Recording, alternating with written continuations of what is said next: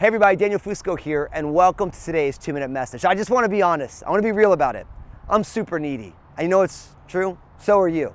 Maybe you're like, oh no, I'm not. Yes, we are. Listen, think about when you wake up in the morning. What's the first thing that you think you need? I know what I do. I wake up and think, I need coffee right now. Now I know that some of you, you're like, I don't drink coffee, but guess what? Good for you. The rest of us, we wake up like, we need the caffeine to get going. We need food to eat. We wish the day was over. We need to make sure that this happened and that happened. We have all these, if you have kids, you need your kids to sleep late so that you have some extra time, or when they wake up, they need to be super happy. When you go to work, there's all sorts of things that you need. You need that email. You need to get this thing done. You need to get a new boss. You need to get a new job. You need more money.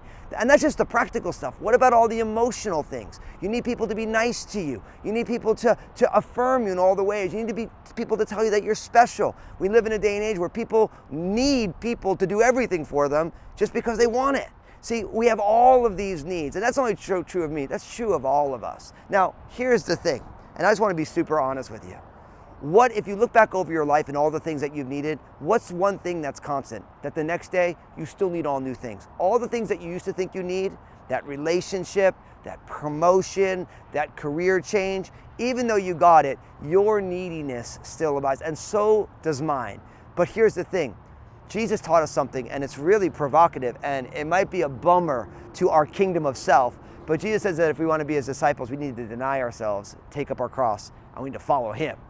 Boom! Jesus is so crazy when he does that stuff. Because really what he's saying is that if you live your life seeking to fulfill all your own needs, the things that you feel that you want, you will still never have what you want. Because you will never have all of those needs perpetually fulfilled. Why is that? Well, it's simply because your and my needs know no end. But Jesus says if you are willing to die to yourself, if you're willing to take all the things that you think you need and put under the authority of me, deny that you take up your cross and then you follow me, then you will find that path to true fulfillment. Because the Bible teaches, and Jesus said it this way, blessed are those who hunger and thirst for righteousness, for they shall be filled. I'm here to tell you, you will never be satisfied with having all of the needs that you want continually fulfilled.